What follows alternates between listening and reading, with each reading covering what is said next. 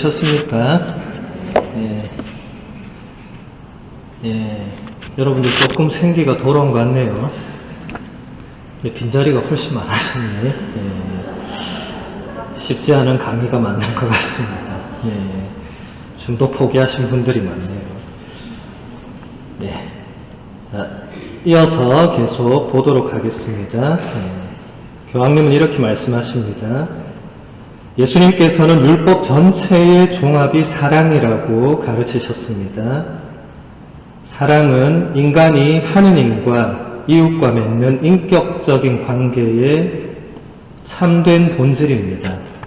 사랑은 친구나 가족, 작은 집단에서 맺는 그런 관계뿐만 아니라 사회, 경제, 정치 차원의 큰 관계에서도 원칙이 됩니다. 복음의 가르침을 따르는 교회에게 사랑은 모든 것입니다. 모든 것은 하느님의 사랑에서 나오고 사랑으로 모습을 갖추며 사랑을 지향하기 때문입니다. 사랑은 하느님께서 인류에게 주신 최고의 선물로서 하느님의 약속이며 우리의 희망입니다. 이 2항도 보면 율법 전체의 종합이 사랑이다. 여러분, 율법 전체를 다른 말로 뭐라고 할 수 있죠? 하느님께서 우리 인간에게 주신 많은 명령, 계명, 가르침 이런 게 있는데 그걸 다 한마디로 요약하면 사랑하라는 거예요. 이걸로 요약이 된다는 거죠. 그렇죠? 여러분, 이태석 신부님 다 기억나시죠? 울지마 톤즈 영화 기억나시죠? 그 10년 전인데 어쩌고 다 기억을 하시네요. 그런 건 잘 안 잊혀지죠. 그죠? 그 이태석 신부님이 쓴 성가곡 기억나세요? 묵상이라는 곡 있죠. 그죠? 십자가 앞에 꿇어 주님께 물었네. 왜 세상에 이토록 전쟁과 질병과 고통과 굶주림이 만연하는데 도대체 당신은 뭐 하고 있느냐? 이태석 신부님이 이걸 중3 때 작사 작곡을 했다고 해요. 16살짜리 소년이 사랑이신 하느님께 당돌한 질문을 던진 겁니다. 근데 16살짜리 소년에게 하느님이 뭐라고 답했습니까? 서로 사랑하여라. 이 겉으로 보면 이게 뭐가 되죠? 동문서답이 되죠. 아니, 세상이 지금 이렇게 고통과 전쟁과 테러와 이런 게 만연하는데 하나님 뭐 하십니까? 하니까 너희가 서로 사랑해라. 이런 거거든요. 동문서답인데 답은 거기에 있는 거죠. 그래서 이태석 신부님이 톤주에 가서 학교도 짓고 성당도 짓고 했는데 거기 다 보면은 그 십자가 옆에 영어로 love one another 이렇게 써놨죠. 서로 사랑하라.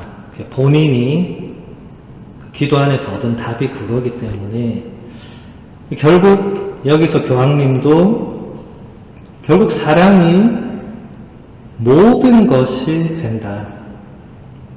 여기 중간에 보면 특히 복음의 가르침을 따르는 교회에게 사랑은 모든 것이다.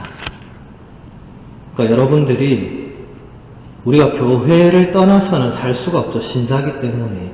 신자가 아닌 사람은 교회와 상관없이 살면 됩니다. 근데 여러분들은 세례를 받았기 때문에 죽을 때까지도, 아니 죽고 나서도 교회를 떠날 수는 없습니다. 왜 그렇습니까? 교회는 지상에만 있는 게 아니거든요. 천상에도 교회가 있습니다. 지상교회는 천상교회를 조금이나마 보여주는 그런 거울의 역할을 하는 거고, 그러니까 여러분이 이제 세례를 받은 이상은 교회를 떠날 수가 없는 거죠. 근데 베네딕토 교황님이 교회에게 사랑은 모든 것이다. 그러니까 우리가 교회 안에서 살아가려고 하면 모든 것에서 사랑을 추구해야만 된다. 이렇게 해석할 수 있겠죠. 제가 지난달에 여러분들에게 제 서품 상본을 선물해 드렸는데 오늘도 드릴 겁니다. 그 서품 성구가 바로 나에게 사랑이 없으면 나는 아무것도 아닙니다. 라는 사도 바오로의 신앙 고백인데 이게 그냥 바오로의 개인 고백이 아니라 그게 바로 교황님이 말씀하시고 있는 모든 것이 되는 거죠. 우리 교회 안에 있는 우리에게는 사랑만이 모든 것이다.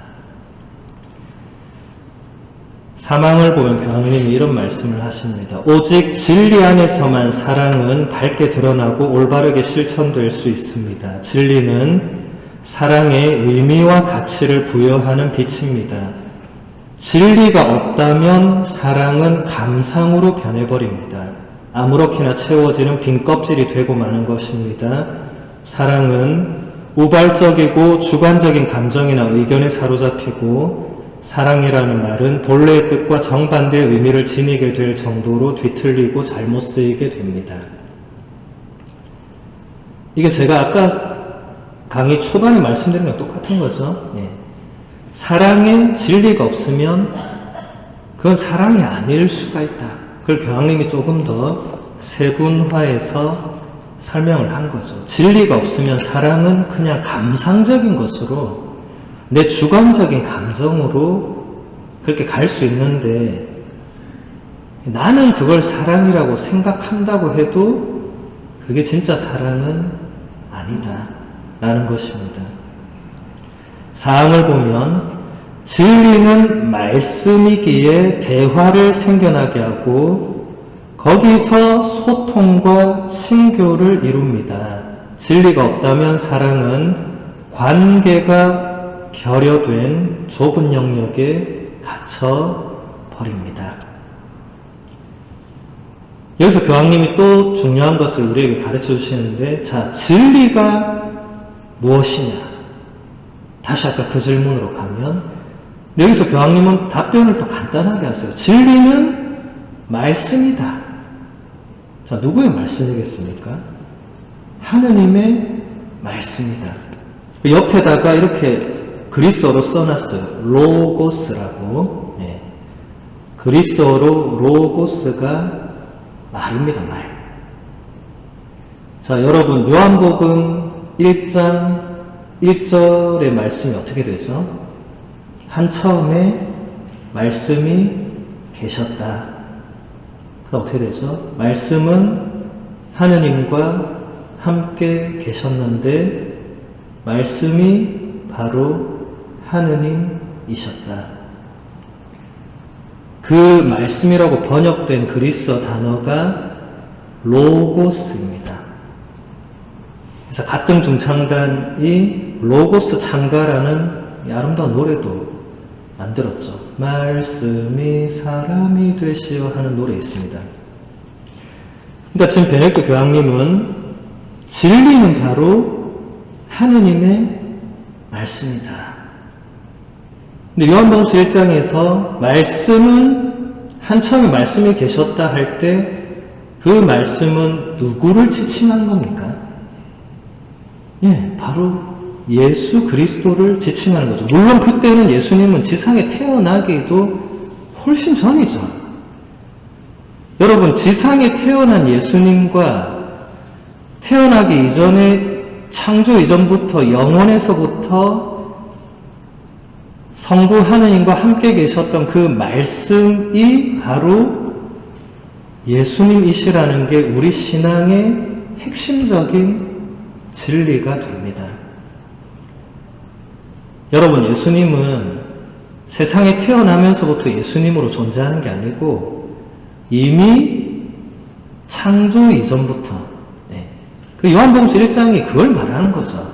그냥 사람들이 예수님을 보면서 저 사람이 하느님의 아들이구나. 아, 정말 저 사람밖에 없구나. 이렇게까지는 믿을 수 있는데, 그럼 그 이전에는 어떻게 되냐?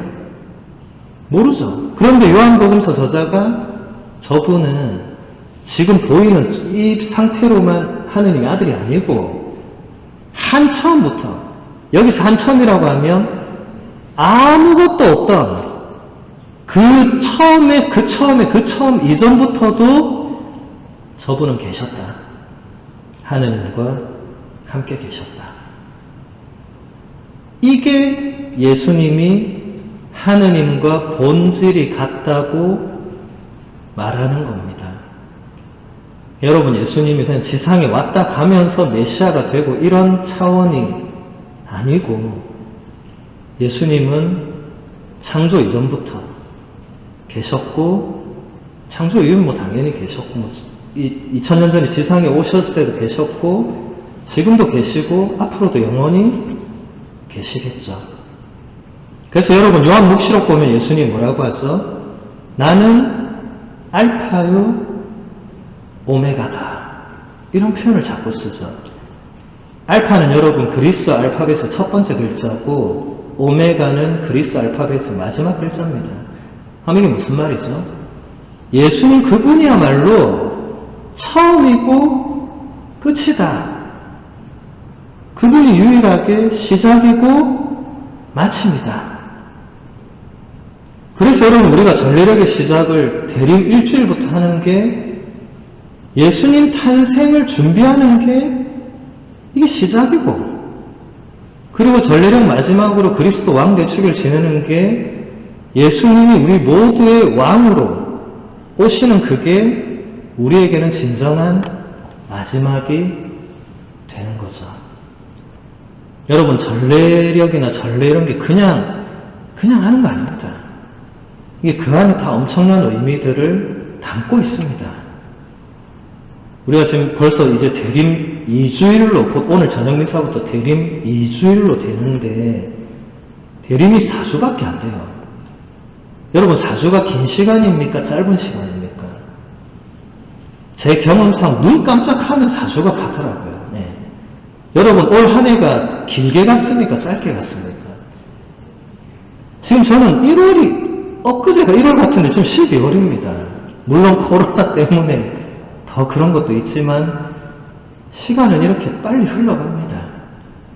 근데 우리가 이 빨리 흘러가는 시간을 그냥 탓하고만 있으면 안 되겠죠. 네. 그래서 교회는 끊임없이 시간에 의미를 부여해 줍니다.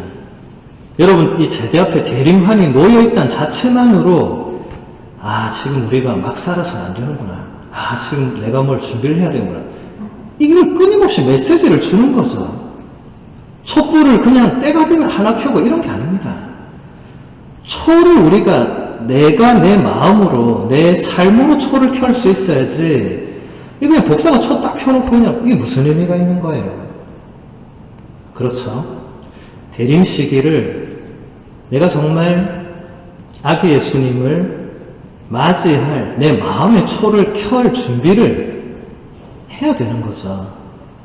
그런 거 없이 그냥 왔다 갔다 하면, 성탄이 오면 기쁘겠습니까? 안 기쁘겠습니까? 별로 안 기쁘겠죠. 네. 지금 올해 성탄이 미사를 할 수 있을지 없을지도 모르는 지금 상황이지만, 미사를 할 수 있고 없고가 중요한 게 아니고, 이미 우리가 이 대림 시기에 어떻게 이 준비를 하느냐가 성탄의 기쁨도 다 결정하게 됩니다. 그래서 여러분, 요즘 보면 대림과 성탄을 잘 지내는 그런 좋은 묵상집들이 많이 나오고 있죠. 또 우리 교구에서도 또 대림식 묵상집 늘 잘 만들어내고 하니까 그런 걸로 잘 이렇게 준비를 해 나가시면 좋겠습니다. 다시 여기 교황님 말씀 보면, 진리는 말씀이기에 로고스라고 교황님 쓰셨고, 그래서 대화를 생겨나게 한다. 진리는. 그러면서 교황님이 여기 또 그리스어로 디아로고스 이렇게 썼어요. 네. 여러분, 대화를 영어로 뭐라고 하죠? 다이알로그라고 하죠. 다이알로그. 다이알로그가 지금 교황님이 쓰신 그리스어 로고스가 그대로 파생된 말입니다. 예. 그러니까 대화는 결국 두 사람이 말을 주고받는 거죠. 예. 자, 근데 여러분 집에서나 뭐 주위에서나 여러분 관계를 생각해 볼 때 대화가 쉽습니까? 어렵습니까? 자, 대화가 쉬운 사람 손 들어보세요. 대화가 참 쉽다 나는. 난 세상 누구를 만나도 대화할 수 있고 우리 본당 식물 수행 가도 나는 아무렇지 않게 대화할 수 있고 나는 뭐 우리 남편도 늘 대화를 주고받고 나는 아무 문제가 없다. 네. 오늘따라 단 한 명도 없네요. 보통 제가 다른 분들은 그래도 손 드는 용감한 분들도 계시는데 네. 우리 상계지구는 너무 솔직한 게 답인 것 같습니다. 대화가 어렵죠 그러면? 예. 자, 대화가 왜 어렵습니까 그러면? 많은 이유가 있겠죠. 제가 외국 유학 생활을 하면서 전 처음에 외국 생활이 힘든 게 말이 안 통해서 힘든 줄 알았거든요. 왜냐하면 내가 외국말을 잘 못하니까. 근데 이제 제가 점점 거기서 오래 살다 보니까 이제 말이 통해. 말이 통하는데도 힘들더라고요. 그러니까 제가 그때 느낀 게, 이게 말이 통하고, 말을 알아듣고 말이 통해서 이게 힘들고 안 힘들고의 문제가 아니었구나. 그래서 제가 한국에 있는 사람들을 가만 떠올려보니까, 같은 나라 사람끼리는 그냥 말이 통하니까 힘든 게 없어야지. 그렇잖아요. 근데 제가 한국에 와서 여러분들 이렇게 제가 뭐 고민 상담을 듣거나 이렇게 보면 신부님, 우리 남편은 저하고 말이 안 통합니다. 이런 얘기를 해요. 그래서 처음에는 왜 같은 한국말인데 말이 왜 안 통하지? 예. 그래서 제가 그래서 남편이 뭐 영어로 말하냐고, 불어로 말하냐고. 그러니까 그분이 그래요. 남편은 말을 안 합니다. 이래요. 그럼 당신이 말하면 되지 않느냐 하니까. 남편이 닭이 말하면 또 듣지도 않는다는 거예요. 네. 참, 뭔가 심각한 거죠, 그죠? 네. 대화가 두 사람이 말을 하는 건데, 자, 여러분, 두 사람이 동시에 말하면 그게 대화입니까? 대화가 아닙니까? 두 사람 동시에 말하는 건 뭐죠? 그건 싸우는 겁니다. 여러분, 싸우는 사람 가만 보세요. 둘이서 서로 이야기를 듣습니까? 안 듣습니까? 안 듣습니다. 그냥 계속 자기 얘기만 해요. 근데 아무도 안 들어. 예. 둘이 동시에 말하는 건 대화가 아니에요. 자, 그러면 둘 다 말 안 하는 건 대화입니까? 아닙니까? 그것도 대화는 아니겠죠. 왜냐면 말이 오가야 되는데 말이 안 오가니까. 여러분, 집에서 특히 말 없는 가족들이 있으면 이 사실 어렵죠. 뭔가 닫혀있는 느낌을 받잖아요. 그죠? 네. 그러니까 대화라는 게 지금 교황님이 이 회칙에서 대화를 언급할 정도로 대화는 뭔가 진리를 담고 있는 그런 창구가 되어야 되는데 그게 지금 우리 삶 속에서 우리의 관계 안에서 그게 잘 안 된다는 거죠. 아까 시간에 얘기했던 그 가면과 솔직하지 못함 이런 것도 다 이유 중에 관련이 있겠죠. 우리가 사실 대화만 잘 되면 풀어내지 못할 일은 거의 없으리라고 봐도 됩니다. 근데 대부분 보면 대화가 안 되거나 어려우니까 풀어내지 못할 일이 계속 쌓이다 보니까 나중에는 감당이 안 되고 결국에는 다 포기하게 되는 거죠. 그냥 난 모르겠다. 이렇게 되는 거죠. 그건 이제 최악의 상황으로 가는 거죠. 그래서 우리가 마지막까지 대화를 추구해야 되는데, 그래서 여기서 교황님도 이렇게 얘기를 합니다. 진리가 없다면 사랑은 관계가 결여된 좁은 영역에 갇혀버리게 된다. 조금 바꿔 말하면 진정한 대화를 나누지 못하면 거기서 참된 사랑이 피어나기가 어렵다. 그냥 한정된 영역에서 한정된 단어들만 주고받고 그냥 그래 살아가는, 근데 그거는 진짜 의미의 사랑은 아니다. 우리나라가 이래 보면 대화하는 게 참 어렵다는 걸 많이 느낍니다. 외국 사람들은 대화를 참 잘해요. 아는 사람끼리도 밤새 하루를 떠들고 모르는 사람 만나도 계속 떠듭니다. 근데 우리는 아는 사람끼리도 별말 안 하고 모르는 사람 보면 더 별말 안 하죠. 네. 이 뭐가 지금 뭔가 대화를 해야 되는 어떤 자리나 이런 것에 있어서 많은 어려움이 있는 것 같아요. 네. 지금 그걸 일일이 제가 분석할 수는 없겠지만 우리가 그 부분을 이 진리라는 것을 말할 때, 또 사랑이라는 것을 말할 때 우리는 어쨌든 살아가면서 반드시 대화를 나누게 되어 있습니다. 그렇죠, 여러분? 우리가 삶을 사는데 신부는 저는 혼자 살잖아요. 물론 마누라가 없으니까 집안에서 대화를 나눌 사람은 없지만 어쨌든 밖에서 신자를 만나면 끊임없이 대화를 나눌 수밖에 없습니다. 그러니까 혼자 사는 저도 그런데 여러분들은 가족이 있고 같이 사니까 더 대화를 많이 나누겠죠.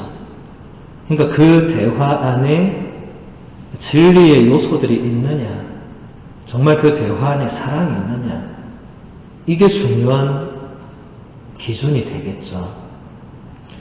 그래서 5항을 보면 교황님이 이런 말씀을 하십니다. 사랑은 주고받는 것입니다. 사랑은 은총입니다. 그 원천은 성령 안에서 솟아오르는 성자에 대한 성부의 사랑입니다. 사랑은 성자에게서 우리에게 흘러내려옵니다. 그것은 창조적인 사랑입니다. 그 사랑으로 우리는 존재합니다. 그것은 구원하는 사랑입니다. 그 사랑으로 우리는 다시 창조됩니다. 하느님의 사랑을 받는 인간은 사랑의 주체가 됩니다. 인간은 은총의 도구가 되어 하느님의 사랑을 전파하고 사랑의 그물을 짜도록 부름을 받은 것입니다. 교황님의 이 말씀은 대단히 어렵지만 아까 제가 얘기한 우리의 지금 어려움들, 우리의 관계에서의 어려움, 대화의 어려움, 이런 것을 교황님이 어디서 풀 수 있다고 하는 거죠? 하느님에게서 오는 그걸로 풀 수 있다. 여러분, 인간적으로는 아무리 노력해도 안 풀리는 게 많겠지만 본질적으로 이게 어디서 왔느냐를 따져보면 거기에 답이 있다는 거죠. 대화에서 가장 본질은 여러분, 하느님도 본질적으로 관계죠, 관계. 우리가 고백하는 하느님은 홀로 하느님이 아니고 성부와 성자와 성령의 하느님이 사랑으로 일치를 이루고 있다는 삼위일체의 신앙 고백을 우리가 하지 않습니까? 그러니까 하느님도 홀로 있는 게 아니고 관계 안에서 계시는 분입니다. 그러니까 하느님의 관계는 오로지 사랑이겠죠. 여러분, 성부 하느님이 아들 예수님을 간혹 미워하거나 쟤는 왜 저러지? 이렇게 할 수 있겠습니까? 안 되겠죠. 우리는 자녀에게 그럴 수 있을지 몰라도 하느님은 그렇게 하실 수가 없겠죠. 그러니까 여러분들이 관계 안에서 겪는 그 어려움들을 인간적으로만 풀려고 하면 답이 없을 때가 많겠지만 결국 하느님 안에서 풀어내야 된다는 겁니다. 근데 이건 제가 구체적으로 여러분한테 이래라 저래라 할 수 있는 부분은 아니고 여러분들이 여러분의 문제를 이렇게 성전에 왔을 때나 미사를 드릴 때나 혼자 기도할 때, 성처주배할 때 이럴 때 그걸 하느님 안에서 풀어내고 결국 그건 또 누가 누구하고 대화하는 거죠? 내가 하느님과도 대화하는 거죠. 여러분, 우리도 하느님과 대화를 나누죠. 기도 안에서 끊임없이 대화를 나눕니다. 그래서 베네딕토 교황님이 이 책 말고도 이 베네딕토 교황님의 기도라는 책이 있어요. 그 책도 한번 여러분들이 읽어보시면 하느님과 대화하는 건 이런 거구나 하는 것을 배울 수가 있습니다. 물론 뭐 쉬운 내용은 아니겠지만 기도가 특히 어려운 분들은 그런 책을 한번 읽어보시면 좋겠죠. 그 다음 9항을 보면 교황님이 이런 말씀을 하십니다. 오로지 사랑 안에서만 이성과 신앙의 빛으로 밝혀진 사랑을 통해서만 더 인간적이고 더 인간답게 하는 가치를 지닌 발전 목표를 추구할 수가 있습니다. 오직 선으로 악을 굴복시키는 사랑의 힘만이 분배를 보장합니다. 여기서 교황님이 지금 로마서를 인용을 하고 있거든요. 로마서 12장 17절에서 21절의 말씀을 제가 한번 읽어드리도록 하겠습니다. 아무에게도 악을 악으로 갚지 말고 모든 사람에게 좋은 일을 해줄 뜻을 품으십시오.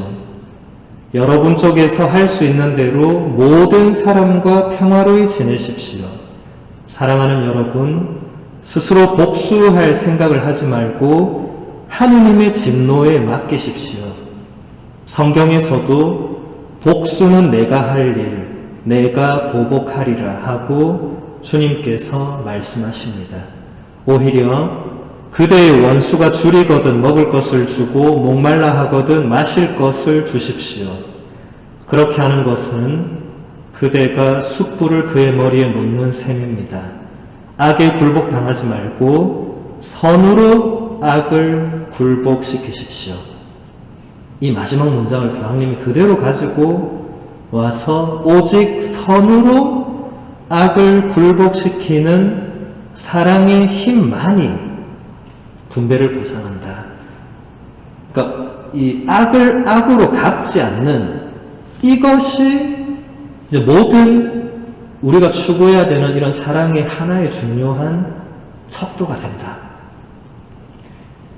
자, 여러분, 악을 악으로 갚지 않는 것이 쉬운 겁니까? 어려운 겁니까? 대단히 어렵죠. 예. 우리는 딱 본능적으로 우리에게 박혀있는 한 문장이 있죠. 눈에는 눈, 이에는 이. 저 사람이 나한테 욕을 하면 나도 욕을 해야 되고, 저 사람이 내 차를 추월하면 나도 좀 이따 추월해야 되고, 뭐 이런 거죠. 예. 근데 이렇게 모두가 이렇게 살면 어떻게 됩니까, 세상이? 세상은 모두가 보복의 악순환에 빠져서 결국 폭력의 이 순환점이 끊어지지가 않겠죠. 내가 당했다고 다시 갚아주고, 그럼 또 걔는 가만히 있겠어요? 다시 나한테 뭔가를 또 하려고 하고, 이렇게 되면 이거는 지옥이죠, 지옥. 누군가는 끊어야 됩니다. 예. 그래서 예수님께서 산상설교에서 뭐라고 하시죠? 예전에는 구약의 하느님이 그 눈에는 눈, 이 눈에는 눈, 위에는 이가 여러분만의 생각이 아니라 구약에서 하나님께서 모세에게 준 계명이기도 했습니다. 그렇게 해야 된다고. 근데 그때는 그랬는데 예수님께서 그런데 이제는 아니다. 내가 그걸 바꾸겠다. 이렇게 예수님은 구약의 율법을 폐지하러 온 것이 아니라 완성하러 오신 분이죠. 그때는 눈에는 눈, 이에는 이가 필요했을 시절이었지만 지금은 아니다. 예. 그래서 예수님이 뭐라고 하셨죠? 너희는 원수를 사랑해라. 엄청난 말씀을 하셨죠. 거의 실현이 불가능해 보이는 말씀을 하셨는데 사도 바울도 얘기를 하죠. 원수가 줄이거든 먹을 것을 줘라. 목말라하거든 마실 것을 주어라. 그게 여러분이 선으로 악을 굴복시키는 거다. 네. 초세기 교부 데르툴리아노는 이런 말을 했습니다. 악을 악으로 갚지 말라는 명령은 절대적인 것입니다. 또 초세기 교부 중에 한 분인 오리게네스라는 분은 이 로마서 이 부분을 이렇게 해설을 해요. 악을 행하는 것은 잘못된 일이지만 그것에 대해서 안갚음을 하는 것은 잘못된 일이 아니라고 생각하는 사람들이 있습니다. 정당한 일인지는 모르겠지만 그 또한 비슷한 죄입니다. 아니, 제 생각에는 더 중한 죄입니다. 무엇보다도 악을 행하는 사람은 자신의 행동이 잘못되었다는 것을 알지 못할 수도 있습니다. 그러나 악에 안갚음하는 사람, 복수심에 마음이 움직이는 사람은 이미 그렇게 행동하는 것이 잘못된 것임을 알고 있다고 인정하는 셈이 됩니다. 바오로 사도가 모든 이가 좋아할 일을 하라고 하지 않는 점에 주목하십시오. 우리는 다른 사람이 좋아하든지 말든지 언제나 옳은 일을 해야 합니다. 지금 오리게네스가 굉장히 중요한 한 가지를 우리에게 가르쳐주고 있는데, 나한테 악을 저지르거나 나에게 해를 끼치거나 상처를 주는 사람이 그게 악인 줄 모르고 그럴 수도 있다는 겁니다. 우린 사실 알 길은 없죠. 예. 그렇다고 가정할 뿐이죠. 저 사람 나한테 악을 행하니 안 되겠네. 이렇게 되지만 그 사람은 그게 나한테 악인 줄 모르고 할 수도 있다는 거죠. 근데 중요한 것은 내가 갚아줘야겠다 생각하는 순간에 이건 반드시 악한 거란 겁니다. 내가 의지적으로 내가 악을 악으로 갚겠다고 인지를 하고 있기 때문에 그건 진짜 악한 거다. 앞에 사람이 악한 거를 한 거는 악인지 아닌지 알 길은 없지만 거의 악으로 했을 수 있겠지만 내가 갚으려고 하면 그거야말로 진짜 악이다. 근데 이거는 정말 쉽지 않은 일입니다. 네. 이거는 저도 인간이니까 살아가다 보면 누군가 나에게 해를 끼치거나 공격을 하거나 상처를 주거나 하죠. 그걸 제가 그래 너그럽게 이해하고 용서하고 이게 바로는 안 되죠. 이걸 어떻게 내가 그래 이해를 해야지 넘어가야지 하다가도 막 뭐가 올라오죠 속에서.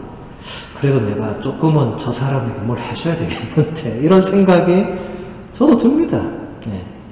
근데 그런 생각을 제가 하고 있으면 마음속에서 항상 들려오는 게 이 로마서 그 구절이 들려오더라고요.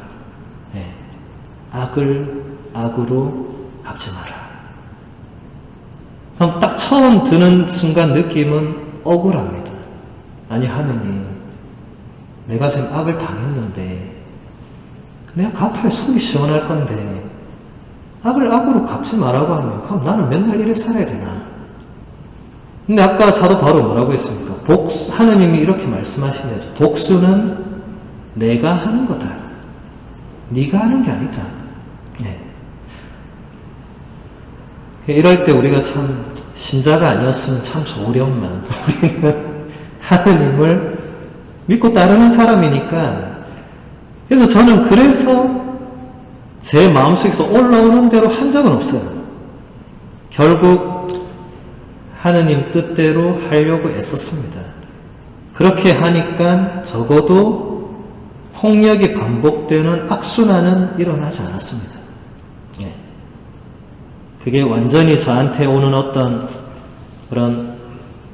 악에 대한 공격에 대한 후유증은 이게 시간이 더 가겠지만 어쨌든 저로 인해 또 다른 폭력과 악이 발생하고 이러진 않으니까 뭔가 한 고리가 끊어지는 거죠. 그러니까 적어도 우리가 그런 것을 추구하면서 살아야 되겠죠. 예. 완전히 그렇게는 안 되더라도 하느님 우리에게 바라시는 게 그런 거니까 우리도 노력을 해야 되겠죠. 또 다른 항목을 보면 교황님이 이렇게 얘기를 하십니다. 그리스도교 신앙은 오직 예수 그리스도께만 의존합니다. 온전한 인간 발전에 대한 모든 참된 소명은 그리스도를 지향해야 합니다.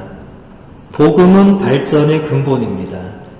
하느님께서 인간을 철저히 긍정하시기 때문에 인간은 자기 발전을 추구할 거룩한 소명을 받아들이지 않을 수가 없습니다.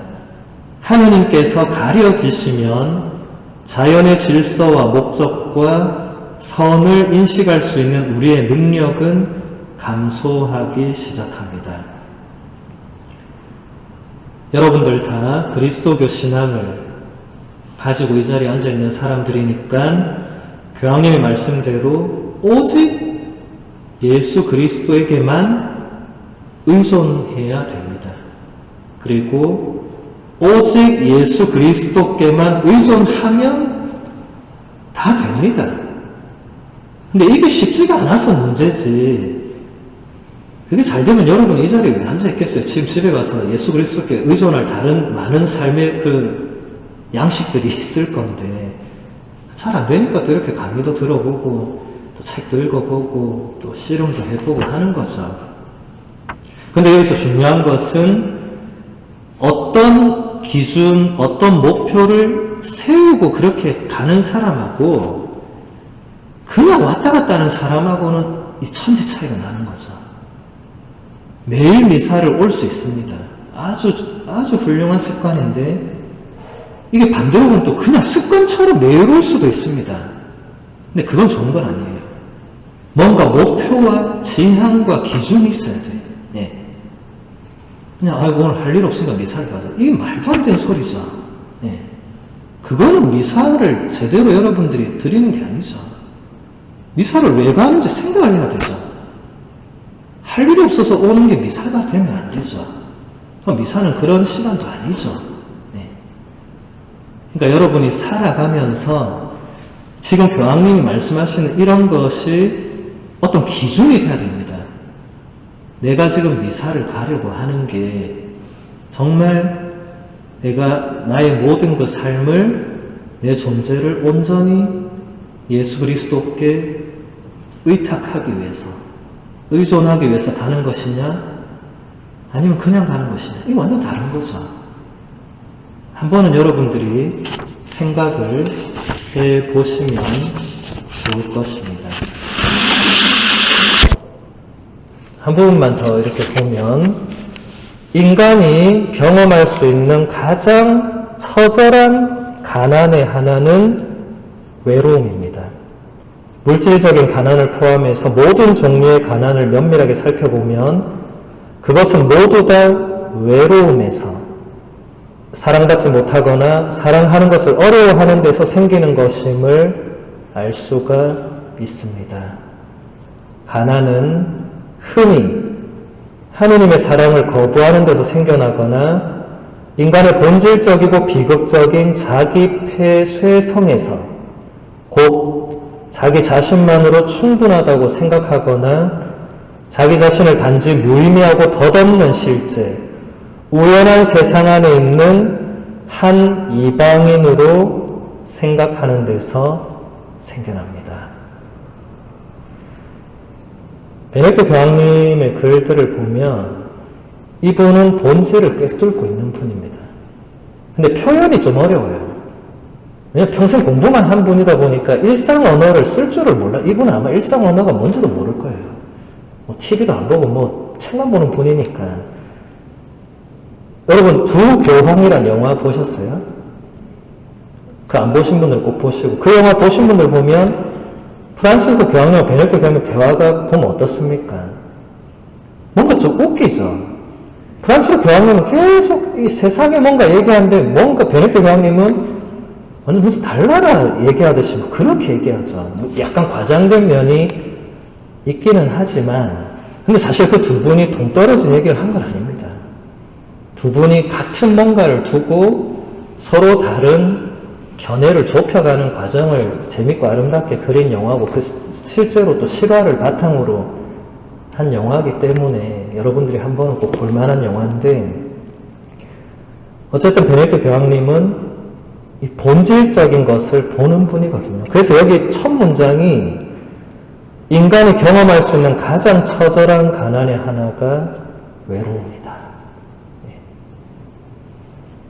인간인 이상 외롭지 않을 수 있는 사람은 아마도 없을 것입니다. 옆에 가족이 있고 배우자가 있고 누가 있고 사랑하는 사람이 있다 해도 외로움을 경험해 보지 않은 사람은 없을 것입니다. 그러니까 뭔가 이것은 인간에게 본질적인 영역에 속한다는 거죠. 네. 그것을 교황님이 이방인이란 단어를 지금 쓰고 있습니다. 이방인. 문제는 우리가 자기 자신을 세상 속에 있는 한 이방인으로 생각하는 것에서 비극이 발생한다. 우리는 단지 이방인이 아니다. 근데 많은 사람들이 집에서나 가정에서나 성당에서나 직장에서나 여러 단체에서 그냥 이방인으로 사는 거죠. 내가 무슨 의미가 있나? 내가 무슨 가치가 있나? 이래 사는 그것은 우리 신앙인들이 추구해야 되는 그런 삶이 아닌 거죠. 그런데 많은 경우에 우리는 내가 그런 이방인이라고 느낄 수 있습니다. 저도 외국 생활을 하면서 이 이방인이란 것을 뼈저리게 많이 경험을 했거든요. 근데 그게 단지 외국이어서만 그런 건 아니었어요. 제가 아까도 얘기했지만 처음에는 외국이니까 말이 안 통하니까 말을 모르니까 그냥 내가 그런가 보다 이렇게 생각했는데 나중에 보니까 그게 아니더라고요. 본질적인 게 아니었습니다. 말은 배우면 됩니다. 그러니까 그런 차원은 아니었어요. 그래서 제가 외국 유학을 하면서 이방인이라는 제목에 글을 하나 써놓은 게 있더라고요. 저도 강의 준비하면서 그걸 찾았어요. 제가 써놓고 까먹고 있었어요. 한 10년이 되다 보니까 까먹고 있었는데 이방인 하니까 갑자기 막 탁 떠오른 거예요. 내가 그때 뭘 한 것 같은데 하고 보니까 이 글이 하나 있었습니다. 이방인. 그래서 여러분 혹시 일기 매일 쓰는 사람 손 들어보세요. 나 일기 매일 쓴다. 참 심각한 일입니다. 그래서 우리 예전에는 일기 많이 썼잖아요. 여기 계신 우리 자매님들 어린 시절에 일기 매일 썼잖아요. 지금 왜 안 쓰십니까? 드라마 보신다고? 예능 프로가 요즘 너무 많아서 유튜브가 지금 볼 게 너무 많아. 트로트 봐야 되는데 지금 언제 일기를 쓰냐고 지금. 소중한 걸 자꾸 잃어가는 느낌을 받죠. 그래서 여러분 매일은 못 쓰더라도 저도 매일 쓰진 않습니다만 어떤 삶의 중요한 그런 순간들 있죠. 그런 순간이 지나고 나면 글을 써보면 도움 많이 됩니다. 그리고 저처럼 이렇게 10년 뒤에 다시 꺼내 읽어도 아 맞다 그때 내가 이랬구나 이렇게 또 되는 거죠. 그래서 여러분들도 글을 이렇게 좀 써놓는 거는 도움 많이 됩니다. 생각도 정리할 수 있고 뭔가 내가 깨닫지 못했던 것도 볼 수 있고 그런 여러 도움이 많이 돼요. 그래서 제가 이것을 한번 그냥 쭉 읽어드리겠습니다. 이방인이라는 제목으로 제가 겪은 이방인이 무엇인가. 아마 여러분들도 물론 여기 이 내용에 나오는 곳은 한국은 아니지만 여러분들이 느낄 수 있는 그런 것도 많이 있을 거라고 생각을 합니다. 제가 함부르크로 떠나오기 직전에 로마의 날씨는 거의 40도나 되는 뜨거운 날씨였습니다. 땀을 뻘뻘 흘리면서 짐을 싸고 함부르크에 내리니 너무나 시원해서 그 순간에 저는 이곳이 정말 천국이구나 하는 생각이 저절로 들었습니다. 그리고 유학 생활을 시작한 이래 처음으로 본당 미사를 함께 봉헌하면서 교우님들과 함께 온 마음을 다해서 하느님께 찬양을 드리며 저는 또 한 번 이 미사 시간도 천국이구나 라고 생각을 했습니다. 왜냐하면 저는 로마에서 늘 홀로 미사를 봉헌해 왔기 때문에 그 어떤 찬양도 할 수 없었고 미사 공동체 안에서 느끼는 하느님 체험도 전혀 하지 못했기 때문입니다. 또 유학 나온 이후 처음으로 이곳 본당에서 레지오 훈화를 하면서 저의 한국어 실력의 현저한 부족함과 그동안 전혀 본당 생활을 하지 않았기 때문에 올 수밖에 없는 훈화의 한계도 여실히 느끼지 않을 수 없었습니다. 그렇게 시작된 함부르크 생활도 벌써 막바지에 접어들었습니다. 불과 한 달 전만 해도 이태리어와 라틴어, 그리스어를 가지고 씨름하며 끙끙 앓고 있던 저에게 이곳의 생활은 여유가 넘치는 천국과 같은 곳이었습니다.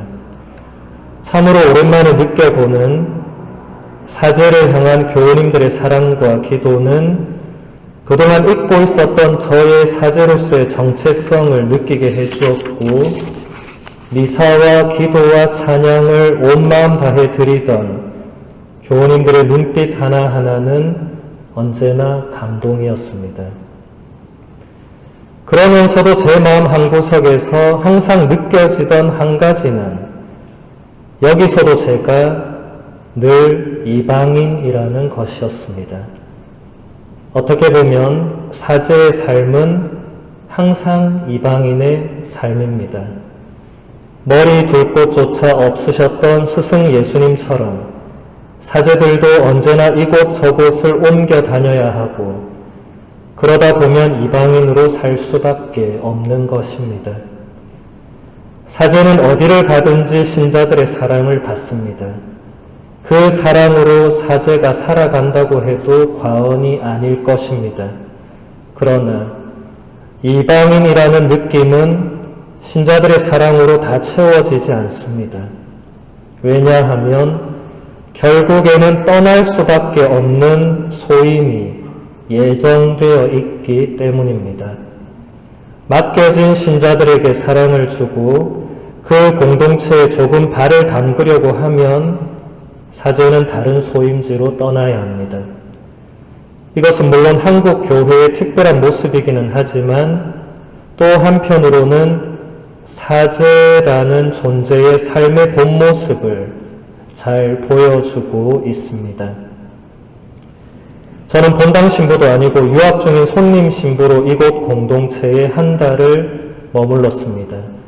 그리고 본당 신부님과 함께 각 공소 미사도 봉헌하면서 그곳의 가족들과도 함께 시간을 보냈습니다. 어떻게 보면 남의 나라에서 살고 있는 우리 모든 신자 가족들도 다 이방인들이기에 함께하는 시간들이 그토록 즐겁고 행복해 보였습니다. 우리말로 대화를 나눌 수 있고 같은 마음들을 나누고 공감할 수 있기 때문입니다. 사실 이 세상에서 우리 모두는 이방인입니다. 왜냐하면 지상에서의 이 삶이 영원하지가 않고 그 안에서 내가 속해 있는 공동체들 또한 영원하지가 않기 때문입니다. 우리는 내가 속해 있는 공동체 안에서 내가 받아들여지고 있다는 따뜻한 소속감을 느끼고 싶어 하지만 그것은 어디에 가더라도 쉽게 느껴지지 않습니다. 이방인이 느끼는 마음은 언제나 낯설음과 소외감입니다.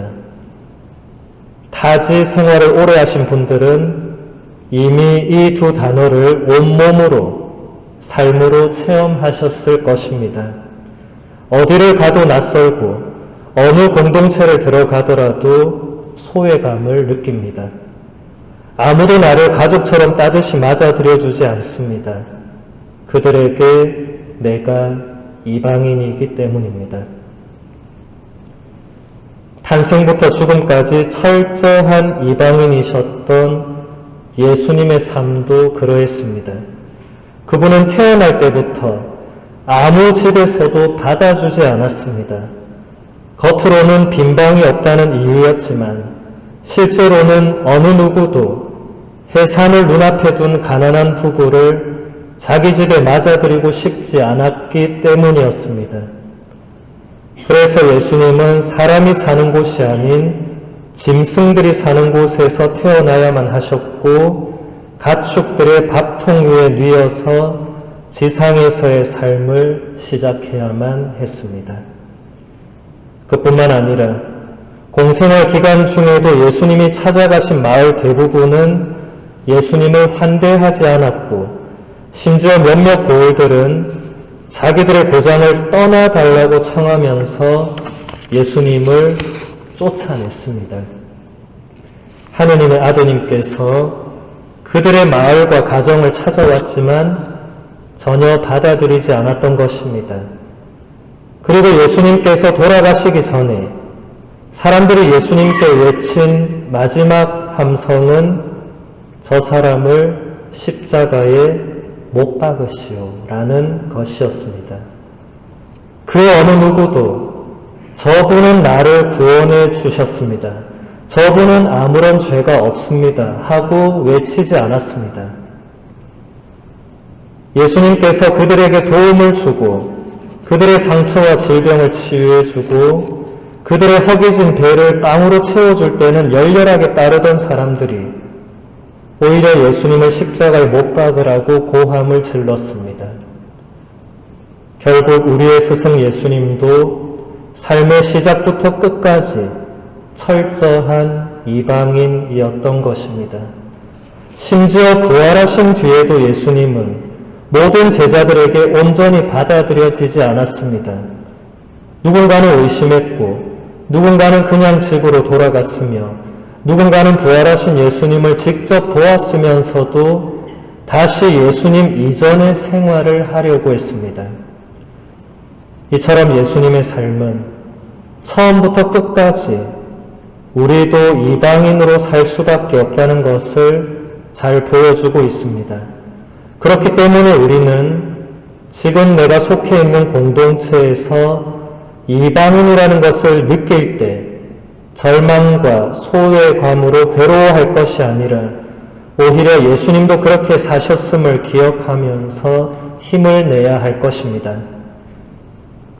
우리가 이 땅에서 이방인으로 살 수밖에 없는 이유는 우리의 영원한 고향이 이 땅이 아닌 하늘나라이며 거기서만 비로소 우리 모두가 온전히 하느님의 품에 안겨 그분의 한없는 사랑을 받고 있다는 완전한 소속감을 느낄 수 있기 때문입니다. 하느님은 우리 모두의 아버지이십니다. 그리고 아버지의 집에는 분명히 우리가 영원히 살 집들이 마련되어 있습니다. 신앙인인 우리는 이것을 굳게 믿고 이 지상에서 이방인으로서의 삶을 견뎌내며 살아야 할 것입니다. 그리고 내가 이방인이기에 다른 사람들도 따뜻이 돌보아 주어야 할 것입니다. 그래야 그들도 살아갈 수 있습니다. 네, 제가 10년 전에 썼던 글입니다. 네. 지금 다시 이렇게 쓰라고 하면 못 씁니다. 왜냐하면 여긴 한국이잖아요. 그러니까 여러분들도 이렇게 글을 써보는 것은 많은 도움이 됩니다. 신부라서 글 쓰고 신부 아니라서 글 안 쓰고 이런 건 글은 누구나 쓸 수 있죠. 뭐 워드로 써놔도 되고 뭐 수첩에 메모를 해도 되고 어쨌든 여러분들이 뭔가를 남겨놓을 수 있습니다. 이제 대림 시기를 우리가 지내면서 아기 예수님 오심을